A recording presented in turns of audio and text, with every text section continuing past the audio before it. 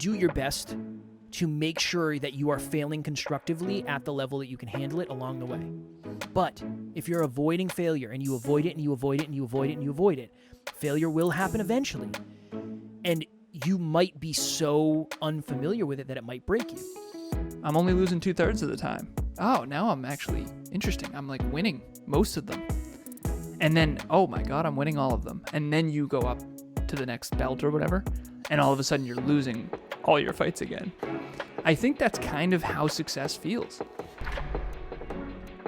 Next Level Nation, welcome back to another episode of Next Level University, where we help you level up your life, your love, your health, and your wealth. Today, for episode number 1818, how to actually work through failure. Alan and I were having a conversation before we did this, and we said, what are we pulled to talk about? What do we really, really want to talk about? And I believe you were on a podcast, and they asked you if, yeah, you could set the stage, because I don't know exactly how the conversation went, and I don't want to butcher it. Okay, so I was on a podcast yesterday podcast pre-call today. The name of the show is Improvement something, so I was pumped. Love it. Kevin and I are a little confused because the calendar event said Luke, and then in Google Meet for the pre-call, it was Luca. Either way. There was a person. It was a person from Greece, young man, 16-year-old. He asked me a question, and he said, somehow we got on the topic of, so I said, who's your listener? I always ask. I want to know who I'm talking to. And he said, entrepreneurs. And I said, he asked me, do you think everyone should be an entrepreneur? And I said, Kevin and I early on used to think that everyone should. And I don't know if that's actually true. Let me rephrase. Let me communicate this better. The only thing better than the truth is the whole truth. We used to be a lot more optimistic about people chasing their dreams. And it's not that we don't want everyone to chase their dreams, but the way in which they do that is very different, because I think an entrepreneur is someone who is a business owner who starts their own thing from scratch. That is something that I do not actually think is for everyone. Kevin has talked about that. That's not the point of this episode. But I ultimately said, no, I actually think most people probably shouldn't start from scratch in their own thing. But there's something called an intrapreneur, which is being a part of something bigger than yourself. I think that's awesome. And I think most people should aspire to that. I think that's really fulfilling and meaningful. And he said, well, who do you think should be an entrepreneur? And I said, honestly, it comes down to what drives you. He said, what do you mean? I said, if you are ignited by failure and it motivates you when you fail, you should be an entrepreneur. And that's what we're talking about today, which is, are you ignited by failure? And Kev talks about how he's not. And you also had an experience today that you would consider an L. And I remember you and I have been kind of playfully arguing back and forth for the last 7 years. And you'd say things like, I think we need some W's. And sometimes, don't get me wrong, 100%, I need some W's. But for the most part, there are quotes like, success is going from failure to failure without losing enthusiasm. That quote always resonated with me. I don't think it resonates with most people. But I didn't know that before. It's not my favorite quote I've ever heard. What did you think of that quote back in the day when I used to say things like that? That's a Winston Churchill quote, by the way. He said, success is going from failure to failure to failure to failure without losing enthusiasm. I don't know if I ever remember you saying that, honestly. I'm sure you probably said it many times in your quoting days, but I don't know. I don't remember it. In my quoting days. In your quoting days? What would you have thought of it? Dumb. Nice. Yeah, I would have thought it was dumb. Like, what doesn't kill you makes you stronger. It's like, that's not actually true. Just so you know, that's not always true. That's not always true. Yeah. But I think going from failure to failure makes more sense, because now with my experience that I have, I think obviously that makes sense. I'm just not, I don't get ignited from failure. I hate failure. I still don't like it. I'm okay. I coexist with it. I'm not necessarily friends with failure. I'm more friendly. We're acquaintances. I coexist with it, but it's not. I get really sad when I fail first. You guys are acquaintances. You hang out on the weekends. Not even. Go to the movies. Not even. Wouldn't. No, it's like It's the estranged cousin that you see at a family reunion. What about you in success? Hanging out on the reg?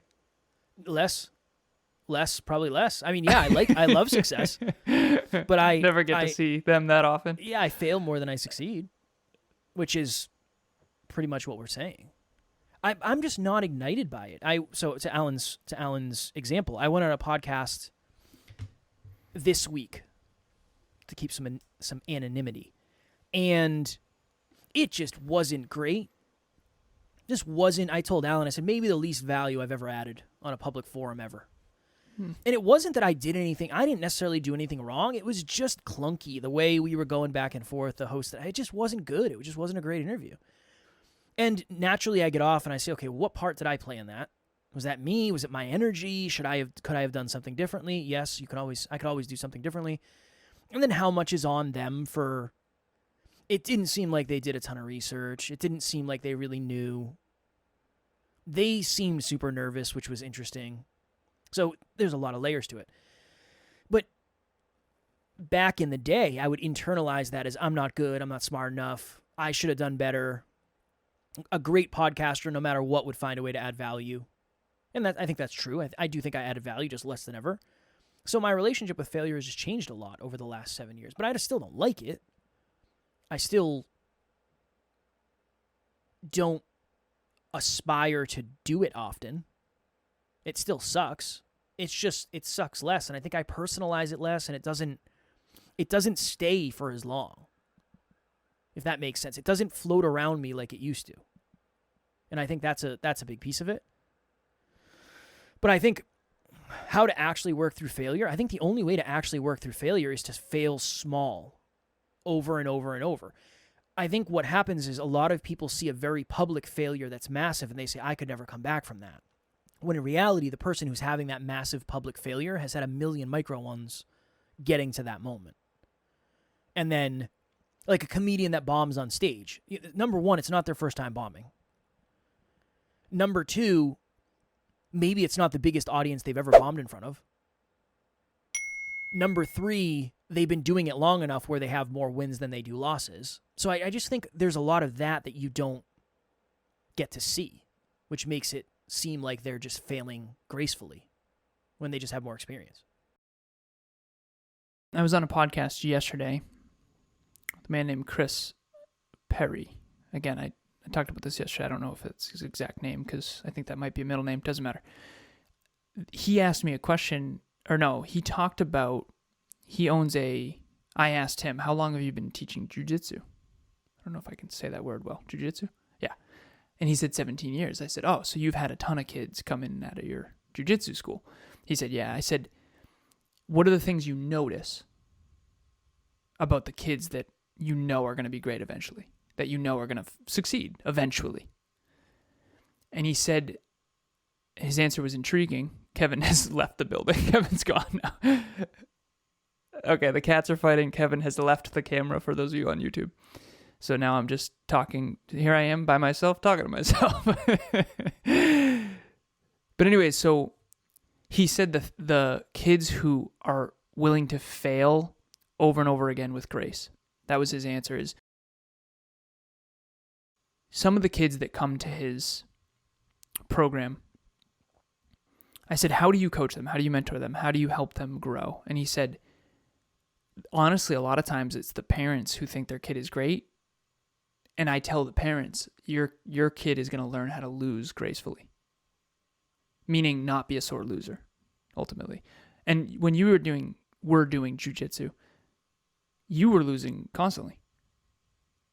So why did that ignite you? But this, because that was the expectation. That's what it is. Yeah. So it's why isn't it? Oh, because podcasting, you think you're good. Yeah. Not even that. It's just because it's a competition. Jiu-jitsu is a competition against someone, and the beautiful / not so beautiful thing is I know how good someone is to a degree based on what belt they have. So you were talking about, hey, are you going on that show with this Chris guy? He's a black belt. And I jokingly said, I don't care what he is. I put him down. And I was kidding. Obviously, I wouldn't. But that's the beauty is I know if him and I were ever to roll, he would be able to do whatever he wanted to me. physically. He could beat me with one arm tied behind his back, 0 questions asked, wouldn't be hard. He could probably beat me without using either of his arms. That's probably how good he is. Because there's levels. So you go in expecting to lose. Because I think it would be arrogant not to. It'd be arrogant of me to think I can beat him. Yeah, for sure. Right? Definitely. So I think there's like a physical, visual... That's so interesting. This is I didn't mean to interrupt you, but No, you're good. it's so interesting to hear you say that in an industry of self-improvement where so many people would consider that, oh, just believe in yourself more. You should believe in yourself more. There was this TV show back on MTV back in the day called Bully Beatdown. And it was staged and probably not super real. But it was somebody would be bullying someone. And they would get signed up for the show. And they would fight against a professional mixed martial arts fighter. Cool concept. Very cool concept. And some of them would think, like, yeah, this is going to be fine. I'm going to be able to... I can fight in the street. This is going to be fine. It's not going to be fine. No, it's not. You're going to get your ass kicked. And you thinking that you could beat a professional fighter because you have tussled on the street is like somebody who plays old man slow pitch softball thinking they can hit a 95-mile-an-hour fastball. There are just levels. But and I agree, and that's very rational, and that's very logical, and that's very true, and that's very accurate. But isn't it fascinating how in this space, some people would say, well, Kev, it is possible for you to beat him. Yeah. You just got to believe in yourself more. You could do it eventually. And could you be a black belt in 10 years? Yeah. And maybe eventually beat him in 10 years. But there's a difference. Okay, cool. Yes. And I believe in myself so much when it comes to jiu-jitsu that I know I couldn't beat him. I think that's empowering. That makes no sense. Talk to me. I believe in myself so much that I am so self-aware of where my skill set is that I know I would never beat him. It's not possible. It would be such a fluke. No. It would never happen. That doesn't equate to self-belief. Why I have so much self-belief that if you took the next 10 years and all you did was focus on your craft of jiu-jitsu, yeah. Could you beat it? Oh, I don't know. Maybe. Depends. He's 17 years Is it possible? He's 52. Still, doesn't matter. Old man, you can do old 6'1", man jiu-jitsu for sure. 195. I'm kidding. I don't actually know the dude's shoe size. Sure. But there's a difference between eventually and right now. Right now, of course. No. But isn't that's exact? And again, this is not the point of the episode, but self-belief is predicated on time perspective. It's completely predicated on timeline. You know you could not beat him tomorrow, but you could beat him 15 years from now if blank, blank, blank, blank, blank, if. Yeah, So, but I don't anyways, think just that's a side tangent. Yeah, but I don't think that's where most people are coming from. That's all. Agreed. Yeah, right. Agreed. Hello, NLU listener. Thank you, as always, for listening to Next Level University. Real quick, I just want to jump in and let you know about the Next Level Dreamliner. This is a journal that I use every single day. Achieve your dreams 90 days at a time. It breaks down your dreams into goals, milestones, and daily habits. We hope you enjoy it. The link will be in the show notes. Well, let's bring this back to the failure thing. How many fights would you have to lose to eventually be able to beat someone like that? So many. Pretty much all of them. It's almost like all of them until eventually I'd win like all of them. You'd lose all of them until you get good enough to start winning, and then you'd win like most of them because there's less people better than you. And then eventually you get really, really good, and then you're going against the best people in the world, so you start losing a lot of them again. Yeah. Like a weird... Isn't that exactly how this journey has felt? Yeah, I would say so. Yeah, that's success. I think that was a really cool articulation of what it feels like to gain success. And again, in the jiu-jitsu world, I am a piss-on. I don't know what I'm talking about. I don't know. I was a white belt, so I am... If I was to grapple Alan, I'm way better than Alan because he's never done it. But anybody who is doing jiu-jitsu consistently is as good or way better than I am. So again, I'm not on my jiu-jitsu, my BJJ pedestal here. I'm not very good. But compared to your average person, I'm good. That was mastery in a nutshell, though. That was so cool. you lose a lot until you start getting better. Then you start facing a new level, a next level opponent, and then you start losing. First, you start losing. You lose a bunch at a current level. You're butchering it. I am. I am. Speaking of losing a lot at the current level. So you lose a lot at a certain level, and then all of a sudden you start crushing it at that level, and you start winning a few fights. And then so let's say you start out, you lose all your matches. Then all of a sudden you're doing 2/3. I'm only losing 2/3 of the time. Oh, now I'm actually interesting. I'm like winning most of them. And then, oh my God, I'm winning all of them. And then you go up to the next belt or whatever, and all of a sudden you're losing all your fights again. Yeah. I think that's kind of how success feels.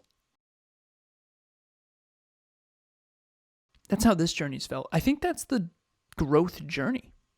I think that's the growth journey in every endeavor, right? I think the hard thing about this, though, is just like you think there's overnight sensations, not you, the collective you, overnight successes. Oh, that person just crushed it and they achieved success overnight. That's why somebody who plays their first arena is they're nervous, but they're not as nervous as you would be if you're watching or listening, because they've done 1,000 people and 2,000 people and then 3,000, then 5,000, then 10,000. So when they go from 25,000 to 30,000, it's only 5,000 people. Yeah. I think failure is the same, where you fail on a podcast episode that's a solo that nobody sees. Then eventually you make a mistake on a podcast episode that some people see. And then eventually it's when you have a guest, and eventually it's a big guest, and then eventually it's on stage, and then eventually it's boom, boom, boom, boom. By the time you're 5 years in, you have accumulated so many small failures, just like you've accumulated so many small wins, that you don't celebrate a win as much, and you don't freak out about a failure as much. I think that's all it is. I was hoping I could add some value in this episode. I wasn't sure if I was going to be able to, genuinely. Well, you're coming off an L. I am coming off an L. That is the how to actually work through failure. Do your best to make sure that you are failing constructively at the level that you can handle it along the way. But if you're avoiding failure and you avoid it and you avoid it and you avoid it and you avoid it, failure will happen eventually. And you might be so unfamiliar with it that it might break you. And then you won't do it again. And that's the best advice I can give. I bombed my second speech. It wasn't good. And even in retrospect, looking back, I've seen some speeches worse than mine. But to my standard, it wasn't great. If I did that on the first speech, I might not have spoken a second time. I might not have. I don't know. But since the first one went well, I was okay with failing on the second one, making mistakes and taking that as lessons. So I think it's just that. It's for every small success you have, you're most likely going to have a very, very small failure. And the more of those that you can accumulate, the less it hurts and the less you personalize it. Hopefully that's somewhat valuable. Last piece. I know we got to jump. What is the difference between the way I react to failure and the way that you do? You love it. It's almost necessary for you. If you win for too long, it's like and this is what you've told me, not what I've necessarily experienced. I think I want what you've observed. Not what I've told you, but what you've observed. Yeah, if anything, it fires you up. You get more motivated. You like it.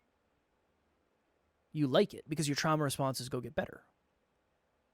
So you like it. I think failure for you is really good for your growth. Because you need to stay humble. And the best way to stay humble if you have a ton of belief in yourself is just to fail. You know, for me, I need wins. If I fail for too long, I feel like a failure. I feel like a loser. And it's very easier now, but in the past it was very hard to maintain belief in myself. I didn't have belief as it was. I can't keep taking L's. There's only so many points in the health bar. And every time I fail, if I lose 10, I lose 10, I lose 10. I need to eat the mushroom that gives me the power back or whatever it is in this, the pizza. Yeah. I think for you, it's when you're winning too much, you take your foot off the gas a little bit. I need to stop doing that.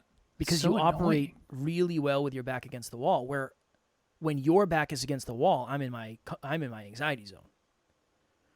For sure. And we've kind of been going through that a little bit behind the scenes.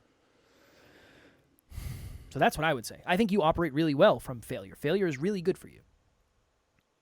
Really good for you. But you know that. You know that better than I do. Well, I think more than anything, I was not asking for me. I was asking because I think the contrast between you and I, not only in this, but in life, is very illuminating for the listeners. It can be. Yeah. Can be. It's been very illuminating for me. Same. Because I had no idea. 10 years ago, I had no idea that wasn't the case for everyone. And I think most people who do feel the way you feel about failure hide it. They don't say like, "Oh, I really need a W. I feel like a failure." Right? That's vulnerability. Particularly men. It makes you feel like you're off course. I think that's the best way to explain it. Is it makes you feel like you're not going to accomplish it. I think that's probably we had a conversation recently, and I said, Alan, one of the best things about working with you, there are many wonderful things, many.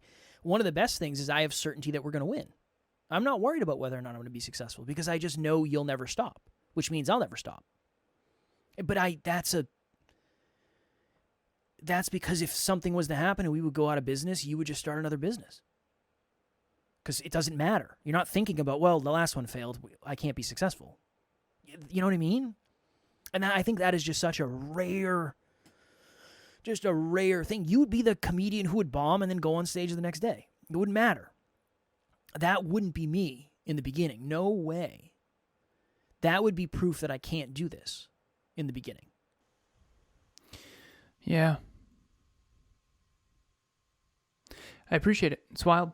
It's fascinating. And for anyone out there watching or listening, think to yourself which one. Because the way you describe failure in this regard, I feel that way in relationships.